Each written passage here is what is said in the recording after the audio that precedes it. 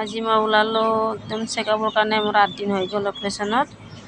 আজিও এতিয়া বৰ্তমান ওলাই আছোঁ, যাম আৰু এই ৰাস্তালৈকে মই খোজ কাঢ়িব লাগিব, কাৰণ মোৰ অসুবিধা এনেকুৱা অৱস্থাত মই মানে বেছি জাৰ্কিং খাব নোৱাৰোঁ। সেইটো কাৰণে মই ৰাস্তালৈকে ওলাই আহিলোঁ। এতিয়া উঠিলোঁ স্কুটিত। এতিয়া মই যাম হস্পিটেললৈ, গৈ কেনে এতিয়া চেকআপটো কৰি লাহে লাহে আকৌ মই ঘূৰি অহাৰ চেষ্টা কৰোঁ। এতিয়া মই গৈ আছোঁ, আপোনালোকে চাই থাকিব। এয়া পালোঁ আৰু প্ৰায় পাওঁ অৱস্থা। এইটো ওপৰত উঠি আছোঁ আপত। এতিয়া বৰ্তমান গৈ আছোঁ, মোটামুটি প্ৰায় পাব সময় হ'লে আৰু যাম আৰু এই হস্পিটেল ওচৰতে আছোঁ এতিয়া বৰ্তমান, বেছি দূৰ নাই আৰু।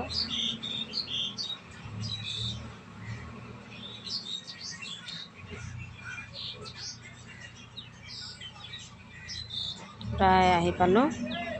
এতিয়া মই গাড়ীৰ পৰা নামি যাম ফাৰ্ষ্ট ফ্ল'ৰত গৈ আগে মই এইটো এডমিট মই তাতে ভৰ্তি কৰাম। তাৰপিছতে চেকআপৰ কাৰণে ডক্টৰ তাত যাম।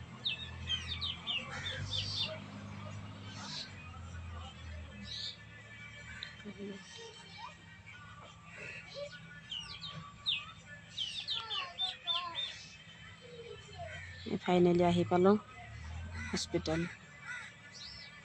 এতিয়া বৰ্তমান গৈ আছোঁ ভিতৰত। বেছি জোৰকৈ ক'বও নোৱাৰোঁ, কাৰণ যিহেতু বেমাৰী মানুহ। সেইটো কাৰণে এতিয়া লাহে লাহে কৈ আছোঁ, আপোনালোকে বুজি পাইছে চাগে। এতিয়া মই ভিতৰত সোমাই আছোঁ, চিকিউৰিটি ৰখি আছে দুৱাৰ মুখত। সোমাই গ'লোঁ। এতিয়া যাম লিফ্টত গৈ উঠিম।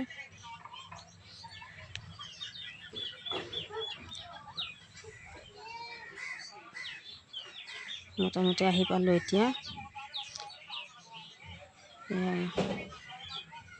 ডক্টৰকো দেখালোঁ, দেখাই ওলাই আহি আছোঁ। আৰু এতিয়া মন গৈছে কফি খাব, এটা কফি খাই লওঁ। কফিটো খালোঁ, খাই দাই উঠি এতিয়া ঘৰত আহিম। মোটামুটি আহিলোঁ তলত আহি কেনে অলপ বহিছোঁ। আৰু ইয়াতে বহি আছোঁ, পূৰা মুখ মেলি আছে।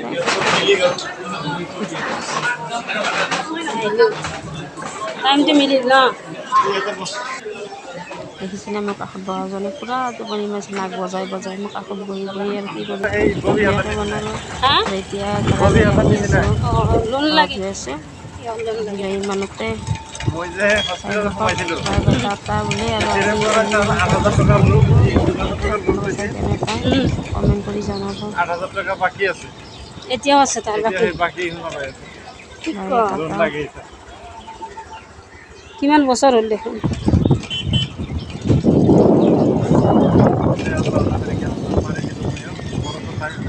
টাইম